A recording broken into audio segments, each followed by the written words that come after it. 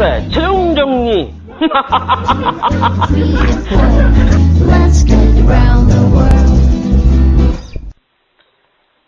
안녕하십니까. 공무원 한국사의 최종정리 주병준 선생님입니다. 반갑습니다. 오늘은 13강이죠.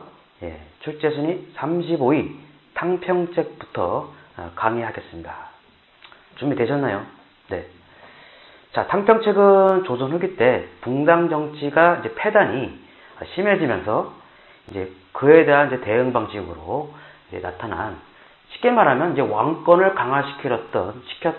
시키려고 했던 정책이죠. 그래서 숙종, 영조, 정조가 실시했습니다.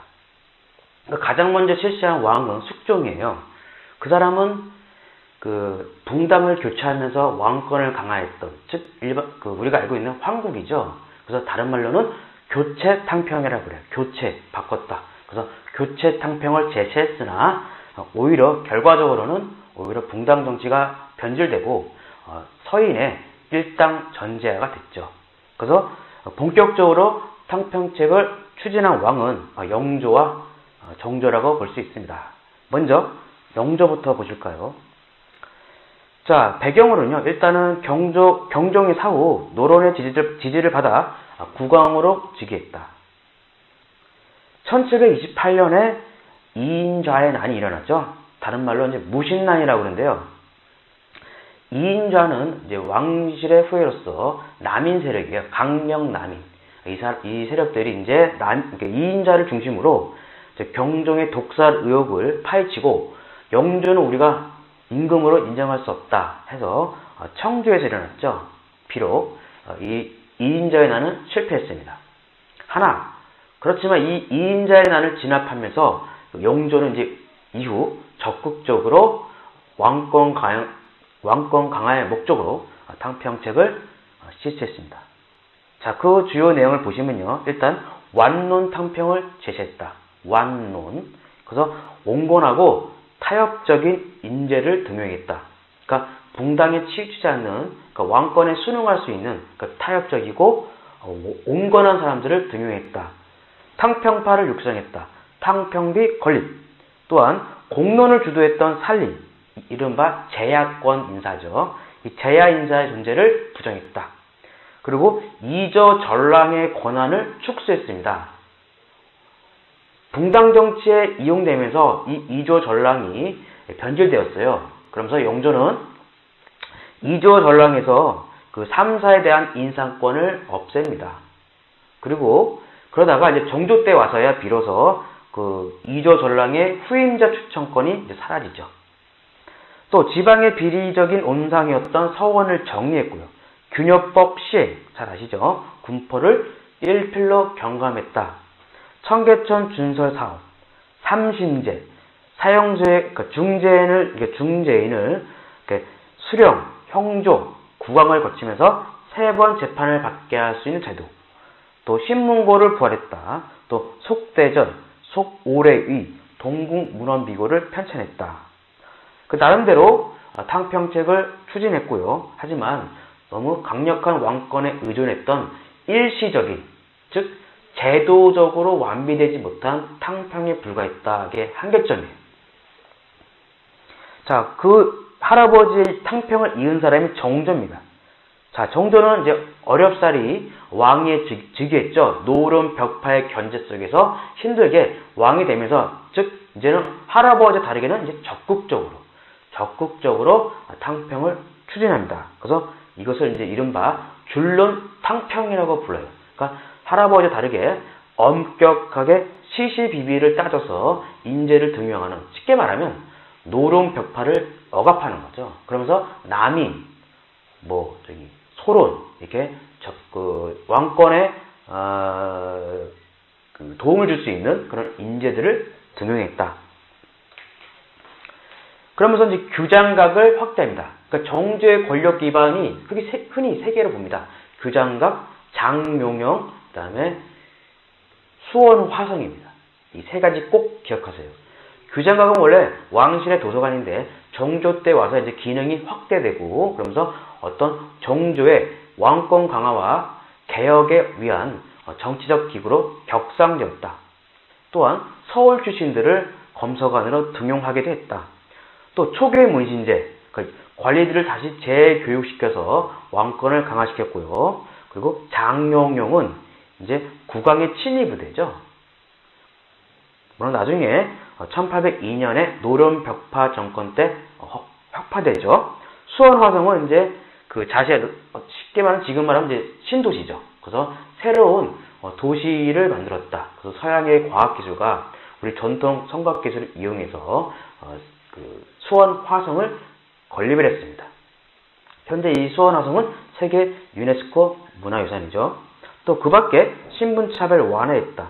또 신해통공을 발표하여 상업의 자율성을 보장했다. 금난 정권을 폐지한 거죠. 또 문체 반정 운동을 주도했다. 대전통편, 동문휘고, 탁지지 등 여러 편찬 사업을 벌였습니다. 또 지방의 수령권을 강화시켰다. 근데 사실 정조도 한계점이 있습니다. 정조 때 아무 문제가 없었지만은 정조가 죽고 나서 어떤 정치가 등장했죠? 예, 그렇죠. 세도 정치가 등장했죠. 붕당 정치의 파탄이죠. 그러니까 정조가 죽자 바로 외척 중심의 세도 정치가 등장한 것은 어떤 학자들은 이 정조도 어떤 세도 정치의 빌미를 제공했다라고 평가하기도 합니다. 그러니까 그 자신이 초월적인 군주가 되고 싶은 만큼 측근 세력, 대표적인 인물이 김조순이에요. 안동김씨. 김조순 같은 측근 세력을 키워서 뒤에 세도 정치의 빌미를 제공했다.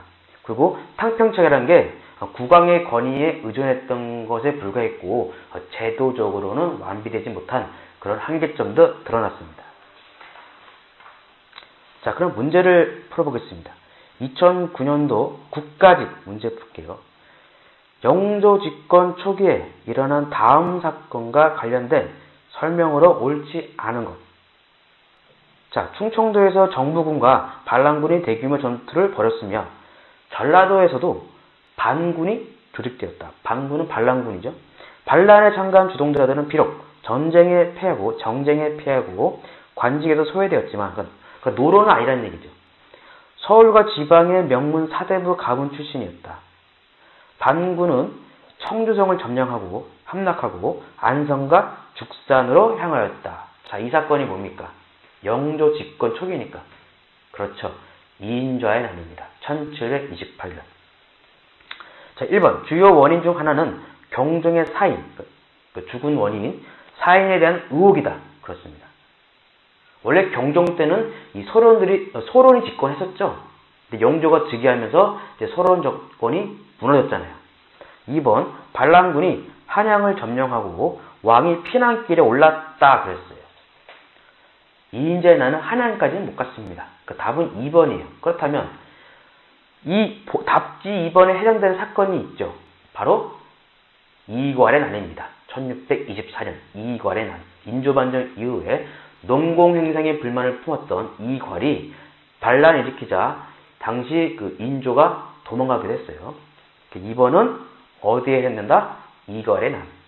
3번. 탕평책을 추진하는데 더욱 명분을 제공했다. 그렇습니다. 4번. 소론 및 남인 강경파가 주동이 되어 일으킨 것이다. 맞습니다. 답은 2번이죠. 자, 또 하나 더 풀어볼까요? 자, 2007년도 세무직, 국세직 문제 풀게요. 조선 후기 정조의 정책에 대한 설명으로 옳지 않은 것은 1번. 장용용이라는 친위 부대를 창설하여 운영하였다. 그렇습니다. 2번. 규장각을 설치하여 개혁 정치의 산실로 삼았다. 그렇습니다. 3번. 당파의 시비를 가리지 않고 온건하고 타협적인 인물을 등용했다. 이거는 영조의 탕평책에 해당하는 것이죠. 답은 3번입니다. 4번. 시전상인들의 난전상인. 난전상인은 국가의 허락을 받지 않는, 쉽게 말하면 사상이죠. 자유로운 상인. 그래서 자유상인이라고 해요. 난전상인들을 금합할 수 있는 특권을 철폐했다. 이 특권을 뭐라고 그래요? 근난전권이죠. 그런데 정조 때 신해통공 1791년이죠. 이때 이런 특권을 철폐했습니다. 그래서 맞는 것이죠. 답은 3번입니다.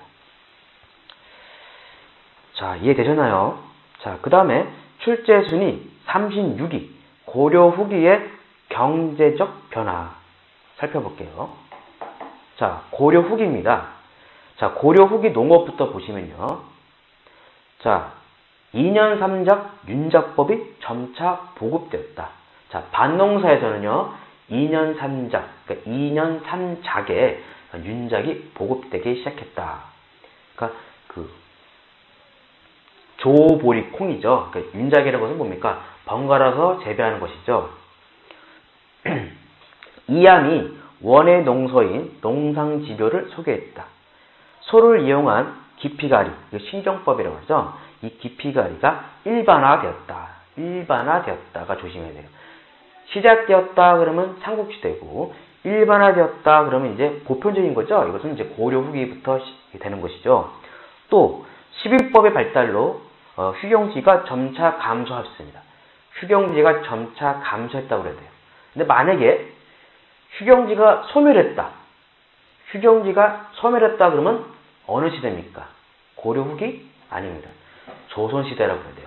조선시대에 와서야 이제 비로소 휴경지가 없어져요. 즉 연작 상경이 됐다 그래야 돼요. 그러니까 이런 단어도 조심해야 돼요. 시작되었다, 뭐 일반화되었다, 보급되었다 이런 말들 항상 주의 깊게 보세요. 자, 상업은 개경에 시전을 설치했다. 도시를 중심으로 발달할 수밖에 없겠죠. 그래서 도시에서는요, 뭐 시전, 뭐 관영 상점, 뭐 주점, 다점, 뭐 비정기적인 시장도 있었다. 또 경시서는 상업 활동을 감독했던 관청입니다. 그리고 병난도를 중심으로 대외 무역이 발달하죠. 예전광 하고 있는 병난도에서 대외 무역이 활발했다. 또 소금 전매제도 합니다. 충선왕 때 국가의 재정을 확충하기 위해서 소금 전매를 실시한다. 지금이야 소금이 흔하지만 옛날에는 소금이 귀했죠. 그래서 소금이잖아요. 그래서 작은 금이다. 그래서 이 소금이 막대한 이익을 창출하는, 그래서 예로부터 뭐 우리나라든 중국이든 다 국가에서는 이 재정을 확보하는 차원에서 이렇게 소금 전매를 많이 했습니다. 그러니까 전매라는 것은 국가가 생산하고 판매하는 거예요. 그죠? 그래서 이득을 국가의 재정으로 보충하는 것이죠. 자, 수공업은 전기와 후기가 달라요. 조심해야 되죠. 전기 때는 관청수공업, 소수공업이 발달했다. 후기 때는요, 민간수공업, 그 다음에 사원수공업 발달했다. 사원은 절이죠. 이 절에서도 그게 기도만 한 게 아니라 나름대로 물건도 만들었어요. 뭐 배나 모시, 기와, 술도 만들었네. 그죠? 술도 만들었고 소금도 생산했다. 자, 그 다음 화폐도 발행했어요. 자, 성종 때 권원중부를 주재했다. 그래서 우리나라 최초의 화폐예요. 996년. 또 숙종 때에는 삼안통보, 해동통보, 해동중보, 활구를 주재했다. 활구는 이제 은병이에요. 은으로 만든 그 화폐예요. 그래서 그 은 덩어리 같은 건데 활구를 주재했다. 이때 이 화폐 발행을 권했던 사람이 있어요. 누군지 아십니까? 바로 의천이에요. 의천. 이 의천이 그 문종의 아들이가 그렇죠. 그래서 아무튼 의천이 숙종에게 화폐를 발행하십시오라고 건의하기도 했습니다. 발행 목적. 화폐를 발행해서 이익금을 국가 재정에 보태고 정부가 경제활동을 장악하려는 목적이다.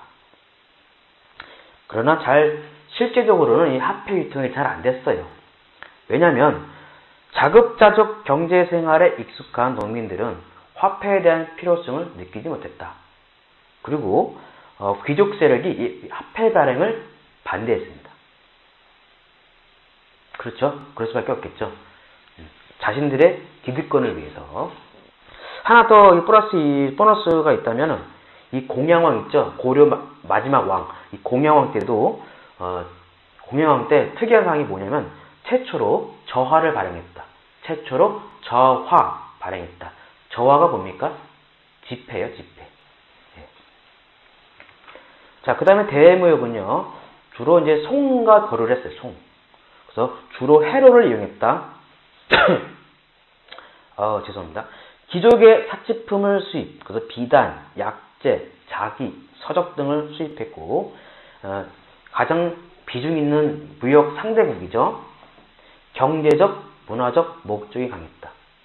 반면에 송이 고려와 교류한 이유는 뭔지 아세요? 정치적, 군사적 목적이에요. 아시겠죠? 자, 거란과 여진은 은을 가지고 와서 농기구와 식량으로 교환했다. 일본과는 수은과 유황을 수입하고 식량, 인사, 서적을 수출했다. 또 심지어는 저 멀리 대식국 아라비아와도 교역했는데 수은, 향로, 산호를 수입했다. 병남도에서 교역했다고 그래요. 이때 서왕의 코리아가 알려지죠. 그래서 지금 우리나라가 한국을 코리아라고 부르죠. 코리아, 고려, 코리아. 자, 그럼 문제를 풀어볼게요.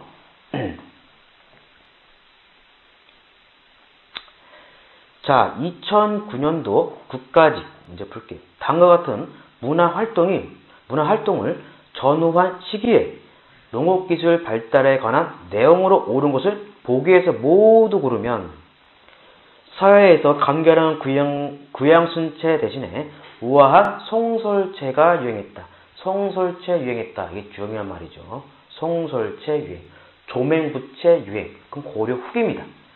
고려태조에서 숙종 때까지의 역대 임금의 치적을 정리한 사략의 편찬 고려 후기네요. 이 사략은 이재현을 비롯한 여러 학자들이 편찬했죠. 그래서 성리학적 사관이 엿보인다라는 건 아마 아시죠? 그래서 이것은 고려 후기 때구나. 그러면 이제 보기 보시면 기억 2년 3작에 윤작법이 점차 보급되었다. 맞는 말입니다. 니은 원의 농상지묘가 소개되었다. 맞죠? 디귿 우경에 의한, 우경은 이제 소를 이용한 거죠. 신경법이 확대되었다. 확대. 맞죠? 니을 상풍작물이 광범위하게 재배되었다. 광범위하게 이런 말 조심해야 돼요. 상풍작물은 뭡니까? 그러니까 자급자족이 아니라 이것을 내다 파는 거죠. 시장에. 근데 광범위하게 재배됐다고 해서 어느 때냐면 조선 후기입니다. 그래서 맞는 것은 기역, 니은, 디귿이네요. 자, 그 다음에 또 하나 더 풀어볼까요? 2011년도 지방직 문제입니다. 고려시대의 수공업에 대한 설명으로 옳지 않은 것은 1번 고려시대의 수공업은 간청수공업, 관청수공업, 소수공업, 사원수공업, 민간 수공업으로 구분할 수 있다. 그렇습니다. 그러니까 고려 전기 때는 관청, 소, 후기 때는 사원, 민간 이렇게 딱 구분하면 돼요. 상대성이에요. 상대성. 2번 중앙과 지방의 관청에서는 그곳에서 일할 기술자들을 공장 안에 등록해 두었다. 그렇죠. 관청에서 이들을 부려먹어야 될 거 아니에요. 맞습니다. 3번 소에서는 소, 향무곡, 소, 금은철 등 광산물과 실, 종이, 먹 등 수공업 제품 위에 생강을 생산하기도 하였다. 맞죠? 4번 고려 후기에는 소에서 죽제품, 명주, 삼배 등 다양한 물품을 만들어 민간에 팔기도 했다. 이게 맞는 것 같죠? 근데 그러니까 어디에서 어느 수공업에서 뭘 만들었다는 중요하지 않지만 외울 수도 없고. 근데 여기서 힌트가 있어요. 왜냐면 고려 후기에는 소에서 했죠. 아닙니다. 고려 후기 때는 주로 어디가 발달했다고요? 민간이나 사원이랬죠. 그래서 이거 답이 4번이구나 라고 할 수 있어요. 덧붙여 설명을 드리자면 이 답지가 틀린 이유는 그것도 있지만 고려 후기에는 소가 아니라 민간에서 고쳐야 돼요. 민간에서 죽제품, 명주, 삼배 등 다양한 물품을 만들어 곡물을 납부하기도 했다 해야 돼요. 아시겠죠? 그래야지 맞는 겁니다. 틀린 것은 4번. 됐나요? 자, 그러면 그 다음 출제 순위 37위 조선 후기의 상공업 볼게요. 조선 후기의 상공업. 자, 조선 후기죠. 자, 민영 수공업의 발달. 그러니까 고려 후기든 조선 후기든 다 뭐요? 민간, 민영 이런 말이 자주 나오네요. 그러니까 이렇게 공통점이 있구나. 전기 때는 주로 관영, 관청 이런 게 주도가 되었구나. 이렇게 대략적으로 이렇게 흐름을 알 수가 있어요. 자, 민영 수공업의 발달. 16세기 이후 부역제의 붕괴로 인해서 관영 수공업이 쇠퇴할 수밖에 없죠. 원래 관청에서 하는 것은 장인들을 불러서 부려먹는 거잖아요. 근데 부역제가 붕괴되니까 더 이상 부를 사람이 없죠. 왜? 상업이 발달하면서 겁니다. 상업의 발달. 더 이상 이 사람들이 일하고 싶은 마음이 없죠.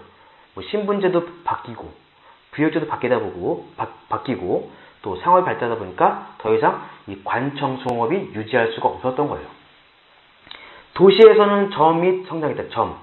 그러니까 사기점, 철점 등이 성장했고요. 선대제 수공업 많이 들어봤죠? 선대제, 먼저, 대가 뭐예요? 빌려준다. 그러니까 먼저 빌려준다. 뭘 빌려줘? 미리 빌려준다. 뭐를? 어떤 원료나 자본을 누가? 상인 누구한테?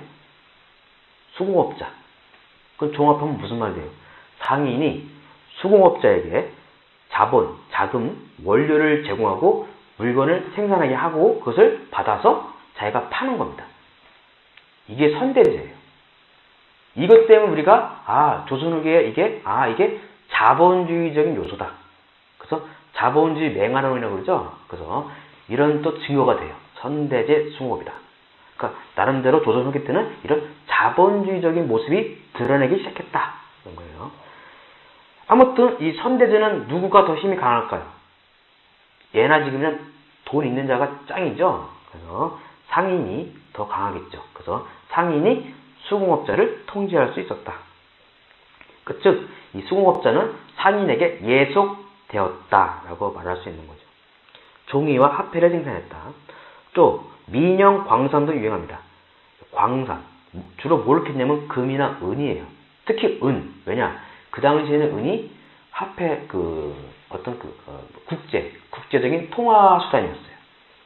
자음체가 사용하자 효종때인가요? 설점 수세제를 시행합니다. 설점 수세제. 그래서 설점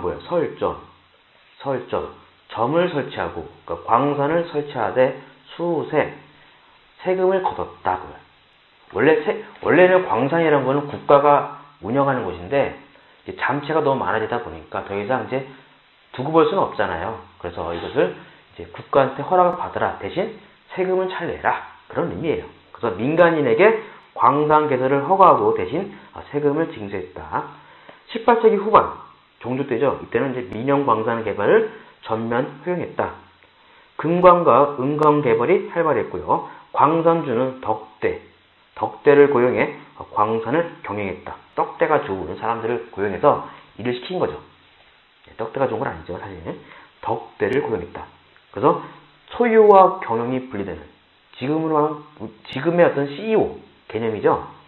그래서 분업과 협업의 형태를 띄었다. 상업 발달. 자, 배경은 대동법 실시, 부세와 소작료의 급납화, 장시의 확산. 그러니까 더 이상 이제 조선에게 들어오면은 어떤 농업이나 상공업 발달로 이제 화폐가 이제 필요해진 거야. 그러니까 화폐 수요가 늘어난다는 얘기예요. 더군다나 종조 때는 금단 정권이 폐위되죠. 도고의 성장. 대동법 시행으로 등장한 독점적 도매의 상인, 공인이죠. 이들이 독점 상인을 도고라고 해요. 대표적이면 누구죠? 박지원의 소설 허생전 아시죠? 그 허생이 바로 도고죠, 도고. 포구의 상업활동. 자, 포구는 이제 우리 마포 이쪽 있죠. 한강 우리 강 중심으로 포구는 교통의 중심지였으며 수로를 통해 운송업 발달. 여기 중요할 게 있어요. 크게 교통수단은 육로와 수로가 있죠. 하늘은 없죠, 당연히. 수로와 육로가 있는데 아직까지는 그래도 육로보다는 수로가 더 많이 교류했다는 걸 알 수 있어요. 그러니까 정근대 사회까지는 아무래도 육로보다는 수로를 많이 이용했다라고 생각하시면 됩니다. 그래서 이 포구를 중심으로 경강상인, 객주 여가, 통해서 운송, 보관, 숙박, 금융 이런 게 발달했다. 대무역 발달, 공무역과 사무역 발달. 그러니까 조선 전기 때까지는 그래도 사무역을 막 이렇게 통제를 했어요. 근데 조선 후기에 들어오게 되면 이제 사무역도 많이 발달해요. 공무역은 공식적으로 하는 무역입니다. 사무역은 몰래 하는 거죠. 밀무역. 그죠? 밀무역. 후시라고 해요. 후시. 공무역은 개시. 사무역은 후시. 뒤우째. 그러니까 뒤로 간다는 얘기죠. 청과의 무역. 개시, 후시가 다 있었다. 은과 종이를 수출하고 비단과 약재를 수입했다. 일본과의 무역. 외관 개시. 지금의 부산 쪽이죠. 인삼을 수출하고 구리와 황을 수입했다. 무역 상인 등장.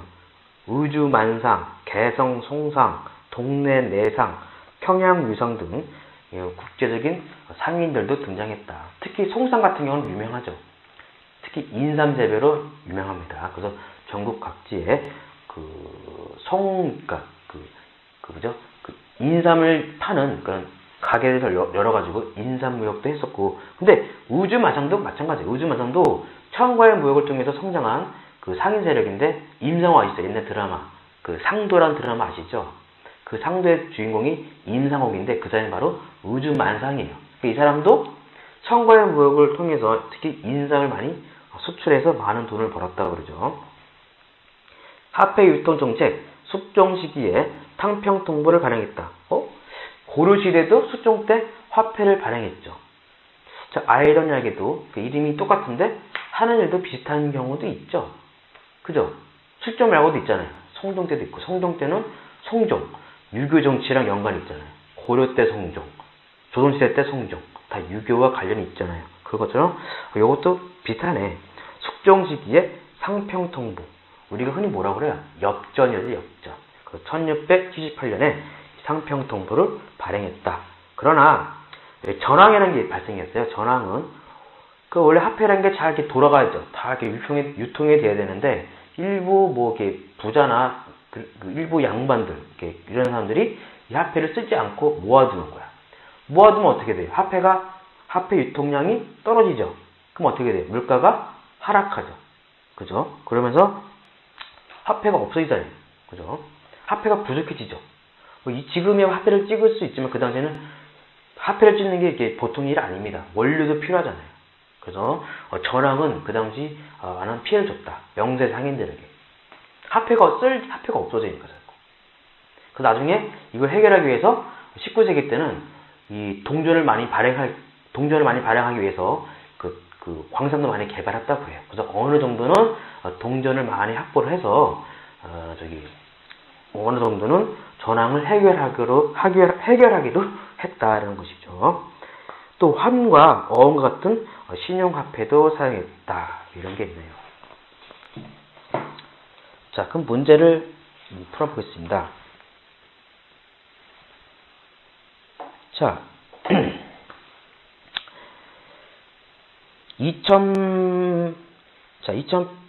2008년도 국가직 문제 볼까요? 조선 정기의 상업활동에 대한 설명으로 옳은 것. 조선 정기네요. 1번 공인의 활동이 활발해졌다. 조선 후기죠. 2번 시전이 도속 내 특정 상품 판매에 독점권을 보장받기도 했다. 그렇죠. 유기전을 비롯한 이 시정상인들은 금난정권이라 해서 그들의 특권을 보장받았고, 또 그에 대한 대가로 상세를 지불했죠. 납부했죠.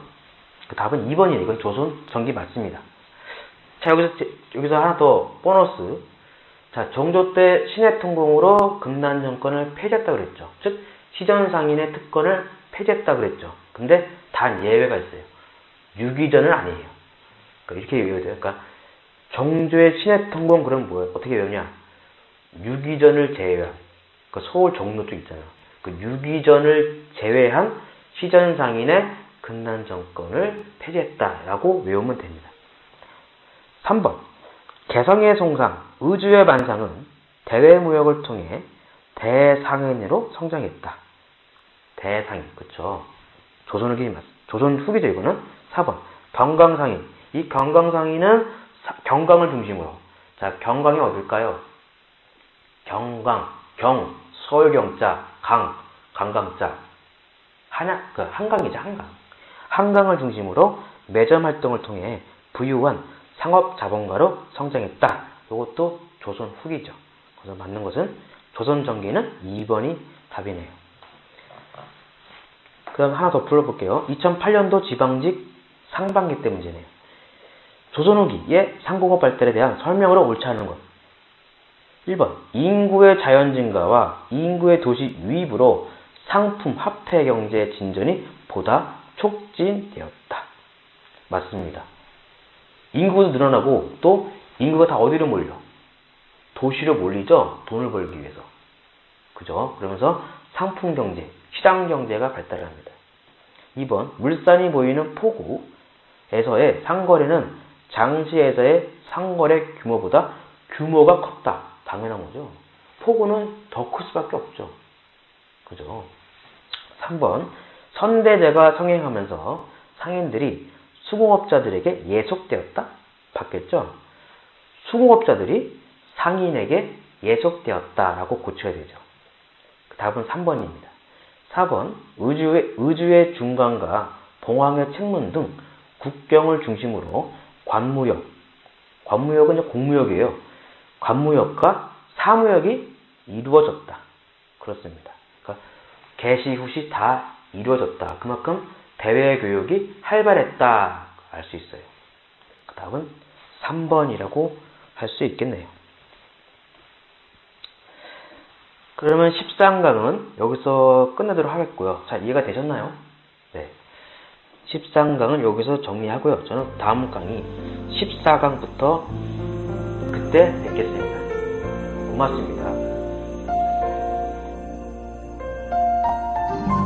더 많은 자료를 원하신다면 우리history.com 클릭 right now.